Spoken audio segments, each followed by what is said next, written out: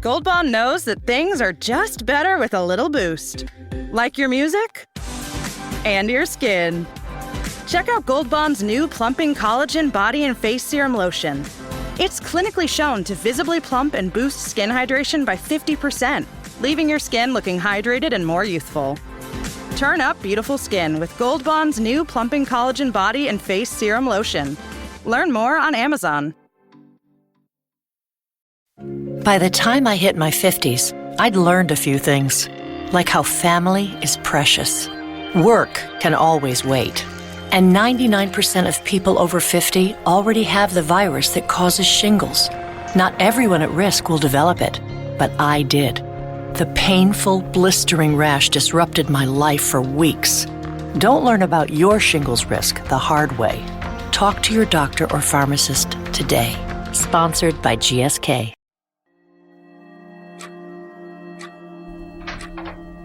Previously on Bear Brook. Do you need another Coke? Oh, you all right? All right, Larry. Your prints came back. Curtis Kimball. Curtis Kimball. Our Gerald Mockerman? Who the heck is this guy, really? And who's that little girl? I've always tried to live by the model that there's no defense against the truth. But sometimes it's hard to find out what the truth is. You got one side, the other side, and something down the middle that people might perceive to be the truth.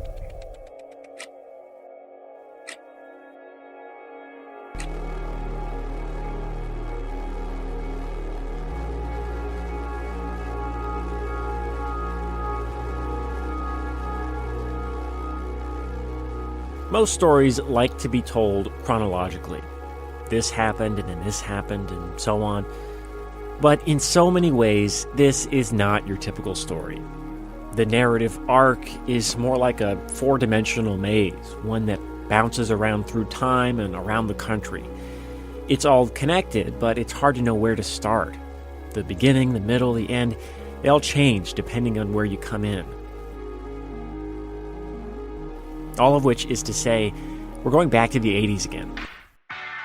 To another beginning of this story. To another mystery that, by the end, will lead us back to our beginning, in the woods of Bear Brook State Park.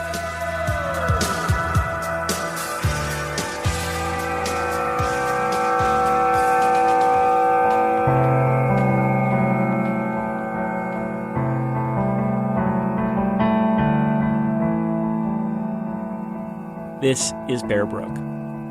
I'm Jason Moon.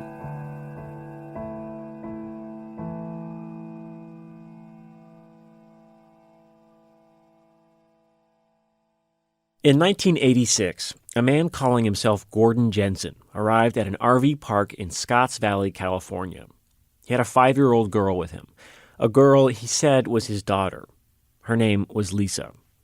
Gordon Jensen and Lisa lived out of a small truck camper at the RV park, which was called the Holiday Host RV Park. The owners called it that because it was on the site of what used to be a weird theme park called Santa's Village. You'll believe when you see Santa's Village. In its heyday, Santa's Village was 25 acres of Christmas on steroids. There were gingerbread houses, a toy factory, even a refrigerated North Pole that kids could stick their tongues to. But the theme park went out of business, and all that had been left to rot. By the time Gordon Jensen and Lisa arrived, it was like a Christmas ghost town in the woods. Also at the Holiday Host RV Park in 1986 was an elderly couple, Richard and Catherine Decker. They were from San Bernardino, California, about 7 hours south. They were only staying for a few months. Richard had landed a temporary job with the state. The Deckers became friendly with Gordon Jensen and Lisa. They had a grandson. He and Lisa became playmates. Before long, the Deckers started keeping an eye on Lisa while Gordon Jensen was busy.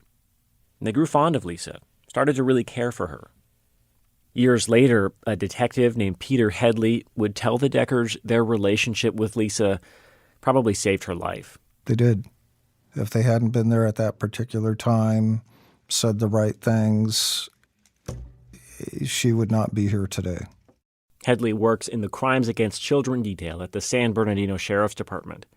It's a line of work that he sums up in his characteristically terse way.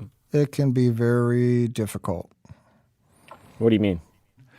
How do I put that in words?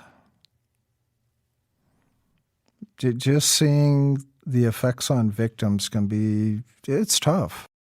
Detective Headley's understated style strikes me as being at odds with the rest of his life, which involves chasing criminals and his favorite hobby, skydiving. And I should say that Detective Headley would eventually come to play a pivotal role in Lisa's life. And today, he's one of the only people who is alive and willing to tell this part of the story.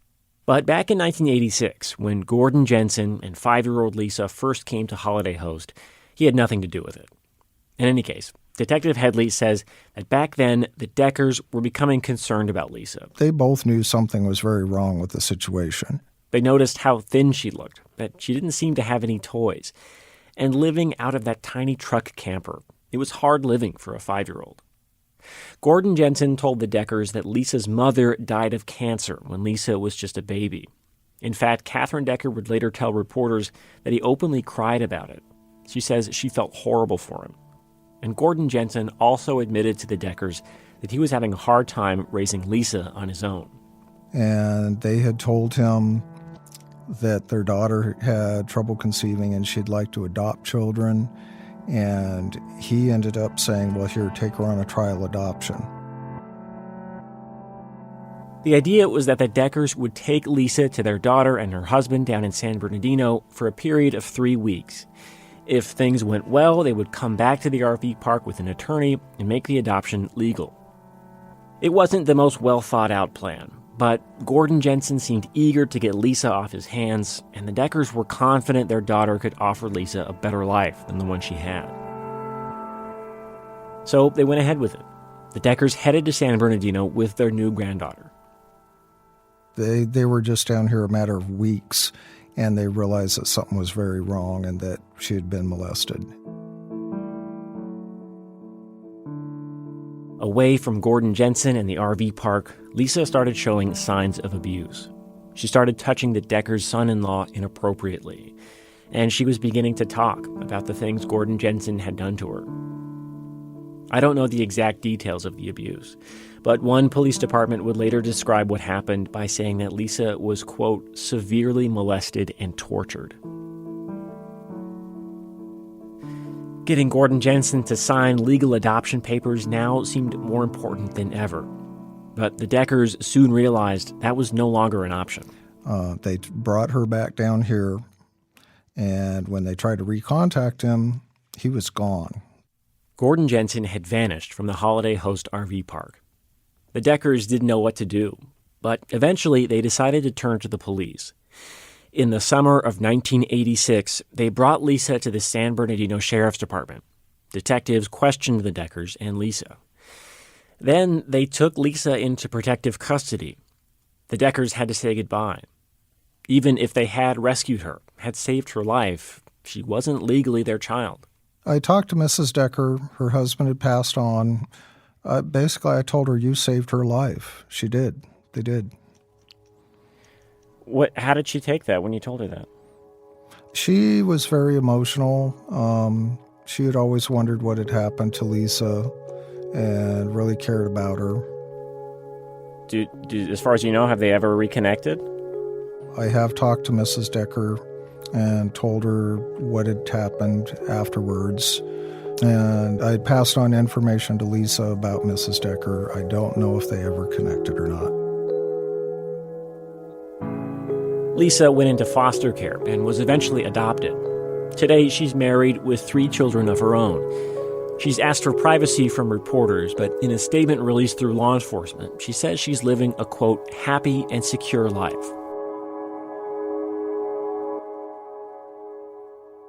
Of course, that's not the end of the story, though. Back in 1986, after the Deckers handed over Lisa to the police, a warrant was issued for Gordon Jensen's arrest. It was for 2 charges, child molestation and child abandonment. But when detectives tried to track him down, they quickly hit a dead end. All of the records he'd left behind at the RV park were fake. The truck camper he and Lisa had lived out of had a Texas license plate, but it was registered to an address that turned out to be a motel room. The Social Security number on his job application to work at the RV park was fake. And even the name he'd been using at Holiday Host, Gordon Jensen, was also phony. Detectives were able to pull a fingerprint from the RV park. It came back with a different name. Curtis Kimball.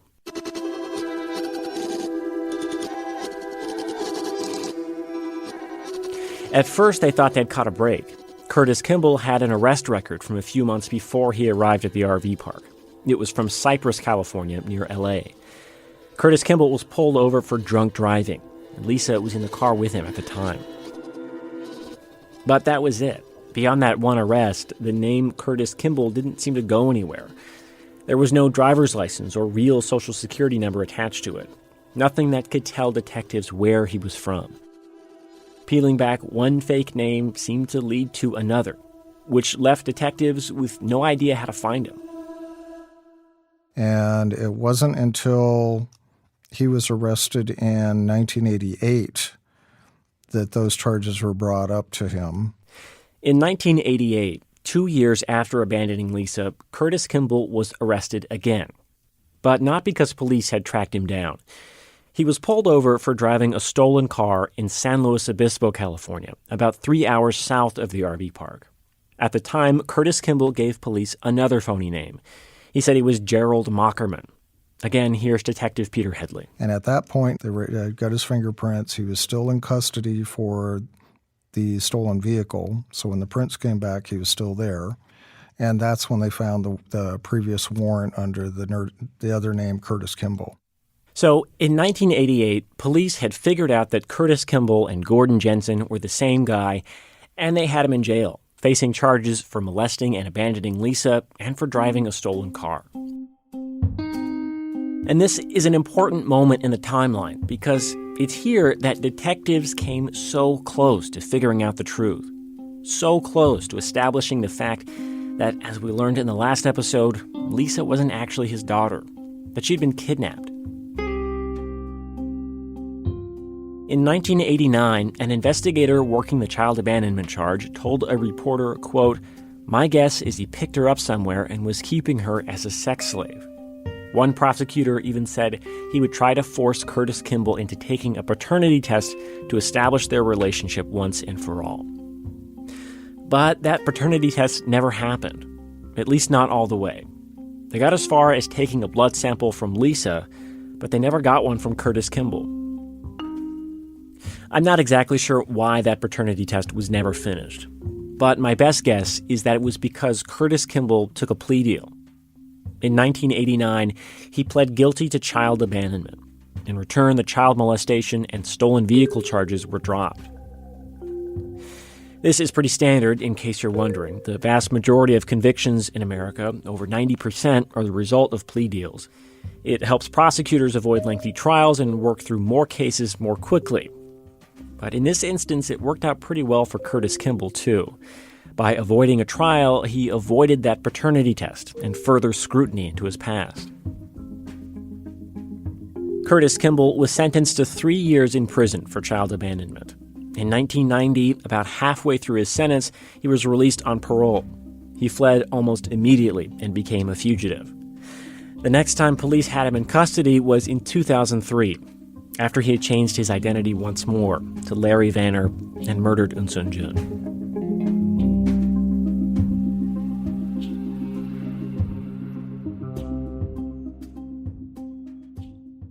It's hard not to wonder how things might have gone differently if that paternity test had been finished back in 1989. Prosecutors could have charged Curtis Kimball with kidnapping and child abduction, charges which could have put him away for a lot longer than a few years. And maybe most importantly, the investigation into Lisa's true identity could have gotten started right away. Instead, it wasn't until 2003, some 14 years later, that the investigation into Lisa's identity began. And if not for Contra Costa County Detective Roxanne Grunheid, it might never have began. Remember, she was investigating her own case, the murder of Eunsoon Jun, when she first learned about Lisa. And for whatever reason, a hunch, an intuition, she decided to finish that paternity test detectives had started so many years earlier. I got the report back that was scientifically definitive, like, this person is not biologically related to this person. And I'm like, holy moly, you know what I mean? Like, this is crazy right now. Like, there's like... Once Roxanne saw the results of that paternity test, she called the San Bernardino Sheriff's Department. That was the police department where the Deckers had brought Lisa back in the 80s, so they had jurisdiction over the case. But by 2003, the detectives in San Bernardino who first worked on the Lisa case, who had spoken to the Deckers, were gone. The new detectives didn't know that their predecessors had once openly speculated that Lisa was a sex slave. Roxanne says all they knew was the official story that ended up in the case file. They had a little girl. Her father hurt her, gave her away to this couple. He went to prison. Her mother's purportedly deceased. She goes to foster care and is adopted. For all intents and purposes, back then, their case was closed. And so here I am calling from 20 years later going, hey, you guys have you got to work this. Like, you got to find out who she is. And the response first was like, we don't have a open found child case. And I'm like, yeah, you do.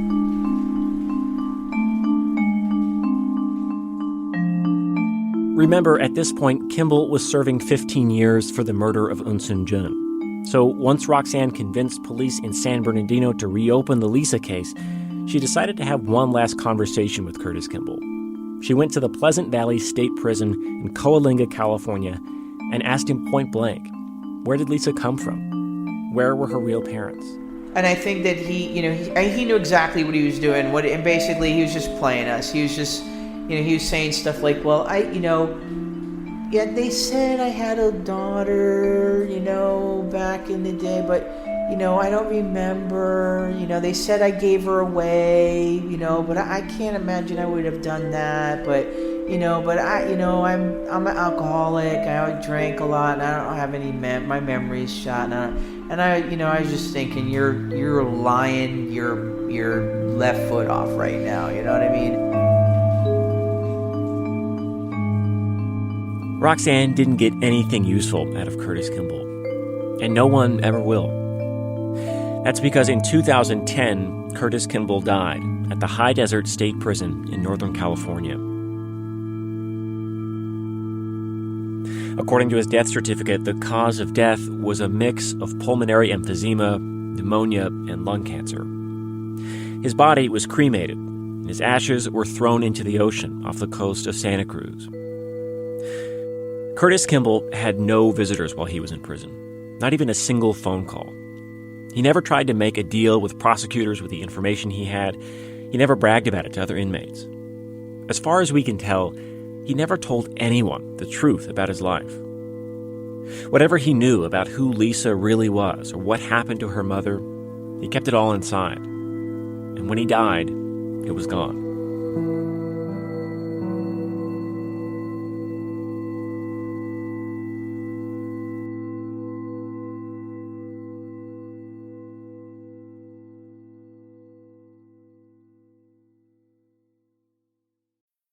Whether it's a movie night or just midday, Skinny Pop is a salty snack that keeps on giving.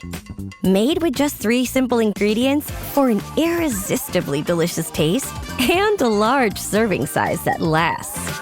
Deliciously popped, perfectly salted. Skinny Pop, popular for a reason. Shop Skinny Pop now. This podcast is sponsored by IQ Bar. I've got good news and bad news. Here's the bad news. Most protein bars are packed with sugar and unpronounceable ingredients. The good news? There's a better option. I'm Will, and I created IQ Bar plant protein bars to empower doers like you with clean, delicious, low-sugar brain and body fuel. IQ Bars are packed with 12 grams of protein, brain nutrients like magnesium and lion's mane, and 0 weird stuff. And right now, you can get 20% off all IQ Bar products, plus free shipping. Try our delicious IQ Bar sampler pack with 7 plant protein bars, 4 hydration mixes, and 4 enhanced coffee sticks. Clean ingredients, amazing taste, and you'll love how you feel. Refuel smarter, hydrate harder, caffeinate larger with IQ Bar. Go to eatiqbar.com and enter code BAR20 to get 20% off all IQ Bar products plus free shipping. Again, go to eatiqbar.com and enter code BAR20. In 2003, when the San Bernardino Sheriff's Department opened a new investigation aimed at finding her true identity, Lisa was 22 years old. But that investigation quickly went nowhere, for all the same reasons the Bear Brook investigation did. No identity of the victim, nowhere to begin. And for 10 years, there was little movement on the case. Then in 2013, when Lisa was 32 years old, Detective Peter Headley took over the case. He's the understated skydiving detective we heard from earlier. When Detective Headley took over, the road to solving the case was as steep as ever. Nearly everything Curtis Kimball had said to anyone was a lie, and Lisa was so young when she was abandoned that she couldn't offer much help to detectives. Meanwhile, Lisa's identity wasn't the only mystery detectives were trying to look into. When the case was reopened, detectives had looked back over the story of Lisa's abandonment with the knowledge that Curtis Kimball was capable of murder.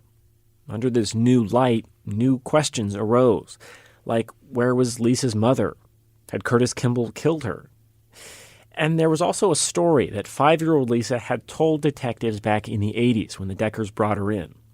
A story that, in retrospect, seemed much more ominous than it had when Lisa was a child. When she was first recovered, she was asked about other siblings, and she had said that she did have other siblings, but they had died while they were out camping from eating quote-unquote grass mushrooms. When you hear that story from Elisa as a child about the mushrooms, what do you hear as an investigator when you hear that? There's more victims.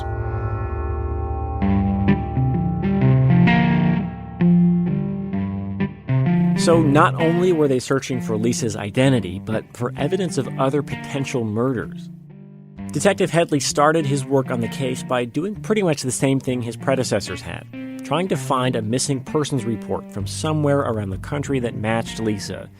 Anyone who fit the right age range, who could have possibly been in the path of Curtis Kimball before he pops up in California in the mid-'80s. Detective Headley found a handful of missing toddler cases from around the country that might be matches.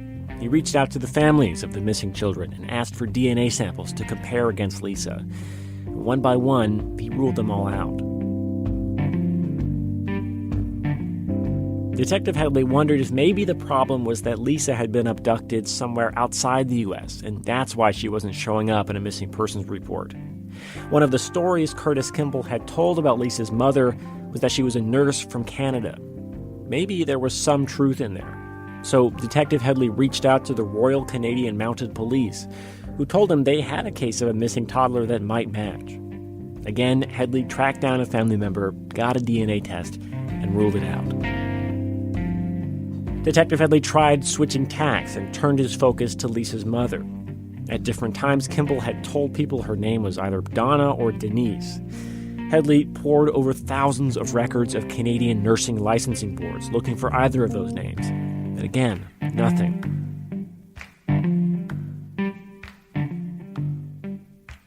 Detective Headley tried switching focus again, this time to Curtis Kimball. With him, at least, there was some sort of paper trail, even if it was full of aliases and fake Social Security numbers. Detective Headley thought if he could just find one kernel of truth in there, it might eventually lead back to the real Curtis Kimball. His best lead was a set of phone records. He had made some phone calls from the RV park where he abandoned Lisa. One of them was to an RV park in Texas. And I actually found the previous owner of that RV park, and he had kept all the records for the park, all the people that had stayed there. And figured if he made a phone call there, somebody there knew him, and that was a piece farther back in time to track him. This could be big. If Detective Headley could find somebody who knew Curtis Kimball before he arrived in California, maybe they would know something about where he was from and who he was with. The former owner of that Texas RV park told Detective Headley he had sold the park to the company Campgrounds of America. Detective Headley reached out to the company only to learn that after they bought the RV park, they had thrown away all the records from the previous owner. So it's been a very frustrating case when you're going back in time on a cold case because records are gone, people are deceased, and just can't remember. Yeah, that must have been a rough day when they told you they'd thrown all those records away. I thought I had it. I was a step further back in time, and then, it was a big letdown. Throughout all these frustrating dead ends, Detective Headley had been in touch with Lisa. Yeah, I have talked to her numerous times during this investigation, and she really wanted to know who she was. It was during one of those conversations in 2014 that Lisa offered up a new suggestion to Detective Headley. Why not try one of those genealogy websites, like 23andMe or Ancestry.com? One of those sites where you send in a DNA sample and they tell you where your ancestors came from and connect you with long-lost relatives. And at first, Detective Headley dismissed the idea. Genealogy websites probably seemed a little amateurish to him, something meant for hobbyists and retirees. They'd never been used in a criminal investigation, the way Lisa was suggesting. And then one day I was just talking to Lisa again, and I had made her a promise I wasn't going to give up. I was going to keep trying. And she brought up again the genealogy sites. And I said, all right, let's try it. And we put her on several different sites, and we started getting a hit of a fourth cousin, a fifth cousin. I'm like, this might just work.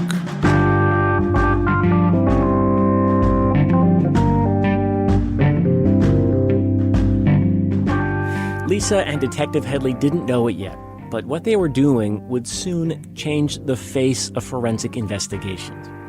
It was the beginning of an investigative technique that would not only solve the mystery of Lisa's identity, but also cases from all around the country, some of which had baffled police for decades.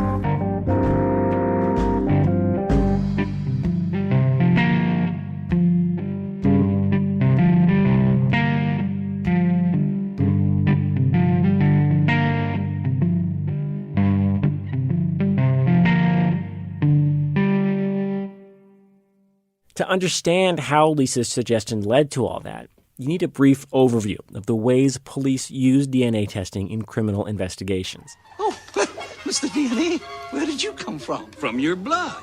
Just know that we're going to explore some of this in greater detail in the next episode. So for now, we're just going over the basics. A DNA strand, like me, is a blueprint for building a living thing. Let's start with the kind of DNA test you're probably most familiar with. The kind you see in TV cop shows all the time. Police have a DNA sample from a crime scene. They run it through a database to see if they find a match. Processing.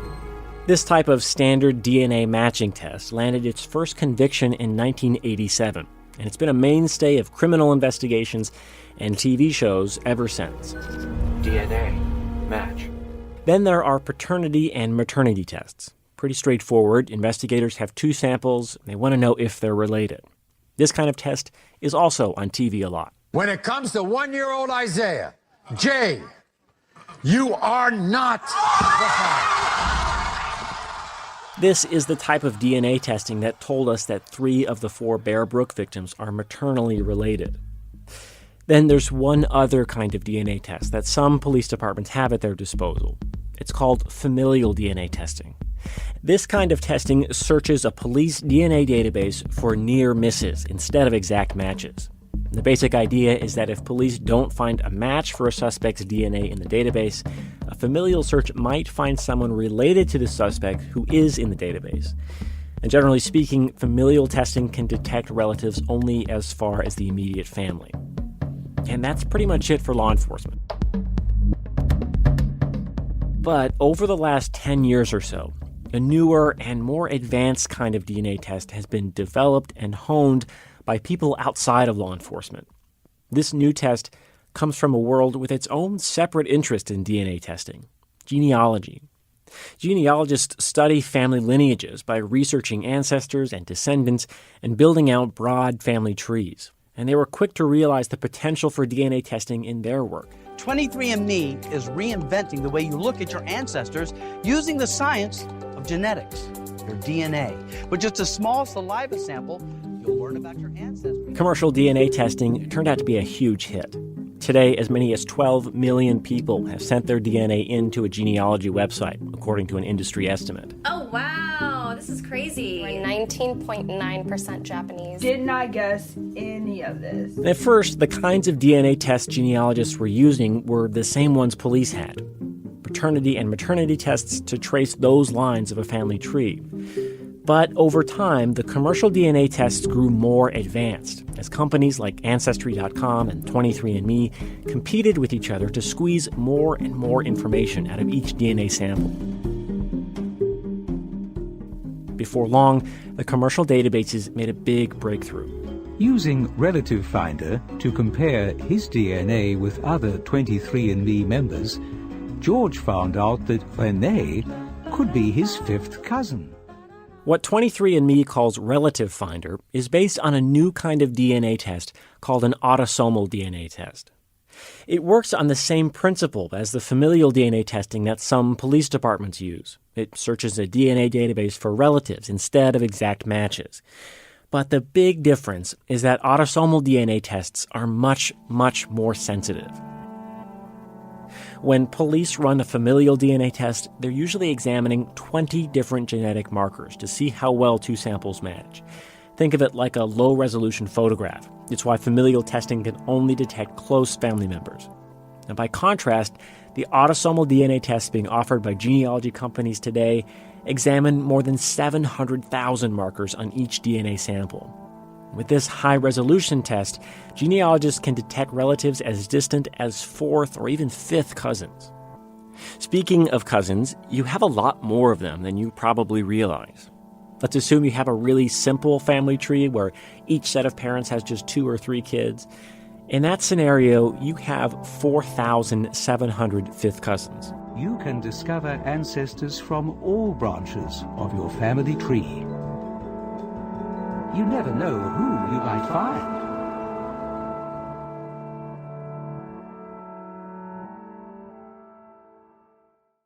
This is where things were at in 2013 when Lisa suggested a genealogy website as a way to find her family. And we started getting a hit of a fourth cousin, a fifth cousin. I'm like, this might just work.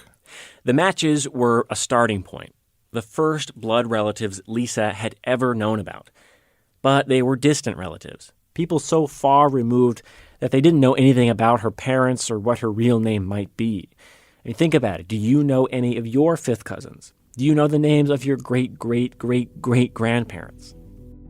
To go from these distant relatives to finding Lisa's immediate family, Detective Headley would have to climb all the way up the family tree to find the common ancestor between Lisa and her fifth cousin, and then travel back down the tree, searching through all the connected generations, down every branch, looking for the one that Lisa belongs to.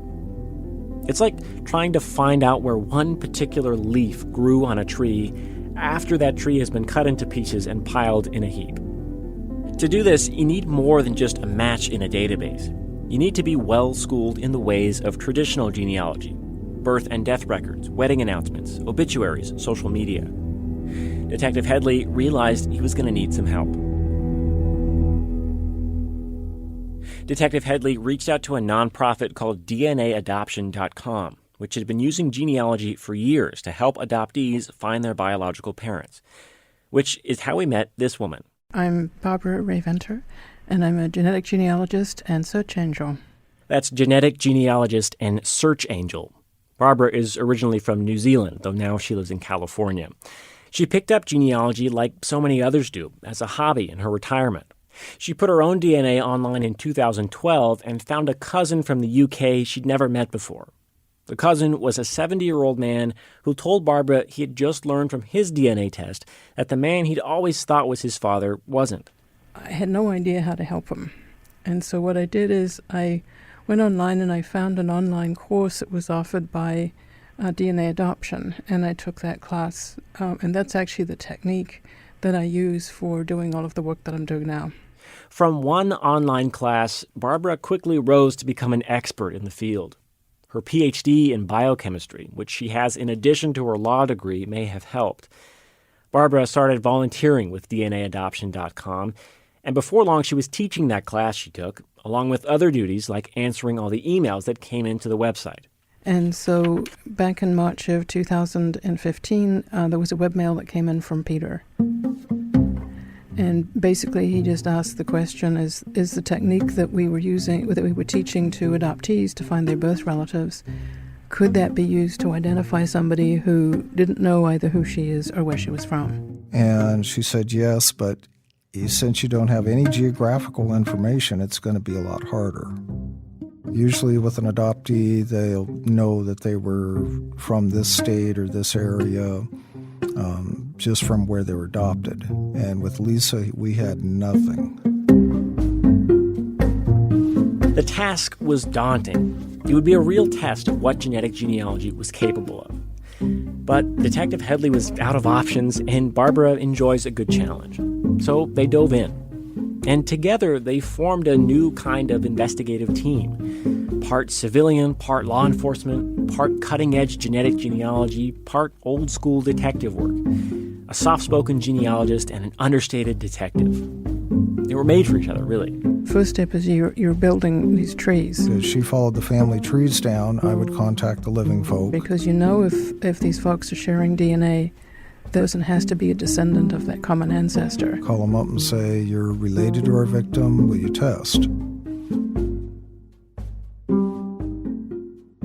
Will you test? Asking that question became a big part of Detective Headley's job during the search. As Barbara followed out the family trees of Lisa's fifth cousins with traditional genealogy, she would run into what genealogists call a brick wall. Basically a dead end in the records.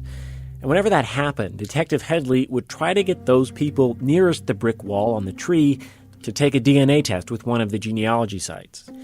The new matches from those people would help Barbara get around the brick wall and continue building out Lisa's family tree. But just getting those tests proved to be a big challenge. It was difficult. People would think it was a scam. There were some people that just flat, no way. I changed my approach as I went, depending on the feedback I was getting.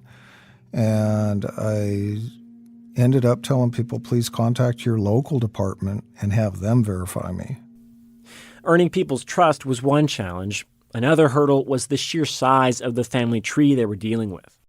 Well, there were actually two trees. So there was a maternal tree, and that one, I think, it ended up being something like 18,000 people in it. Add to that the other side of the family tree, and that makes 25,000 relatives to sift through. 25,000. Basically I would get up in the morning, I would start working on it, and I would work on it all day until late into the night. I was just determined I was going to figure this one out. Why do you think you were so driven to work like that on this case? Oh, I do that with everything. I guess I'm a little obsessive.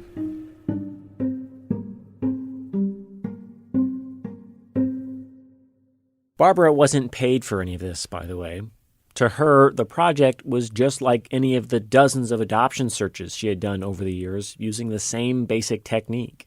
Although, of course, there was in the back of everybody's minds that Lisa's parents may not be alive, that she may have been killed at the time that Lisa was abducted. We weren't really sure what we were going to find. So there was sort of that lurking in the background.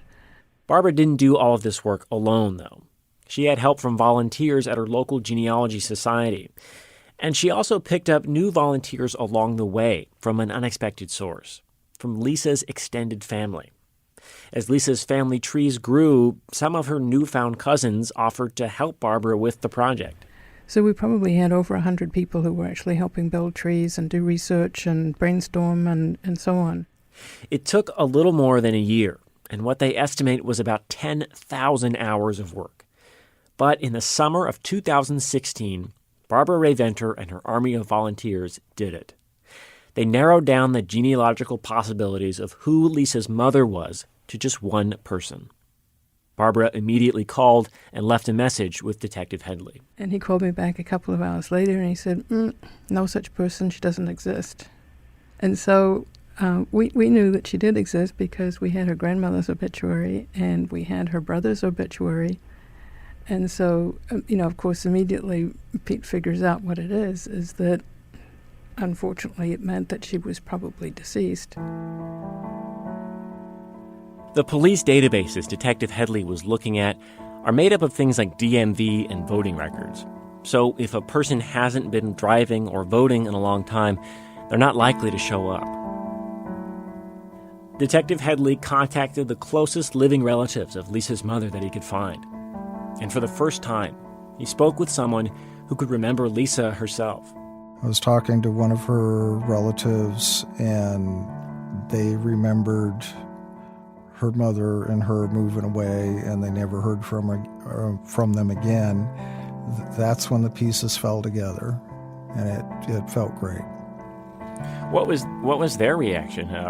Were they happy to hear that there was some information about that baby in the family that had sort of gone missing? Actually, after I explained the circumstances, she was very shocked and horrified.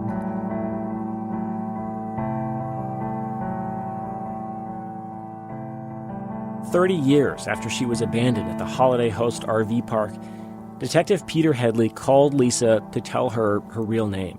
Just being able to tell Lisa who she is, that was tremendous. That was tremendous satisfaction. It made it all worth it. Her name was Dawn. Dawn Bowden. She was from New Hampshire.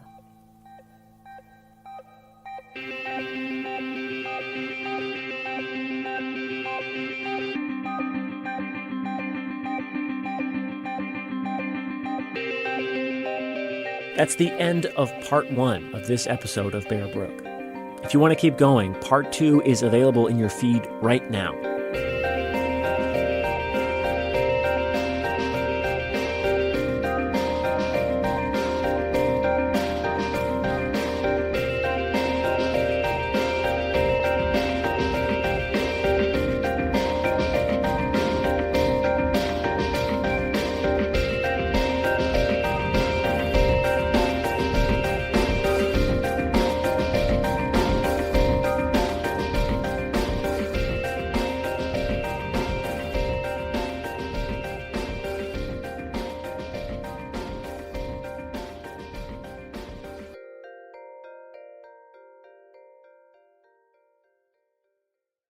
Hello, this is Jack Wilson, the host of the History of Literature podcast.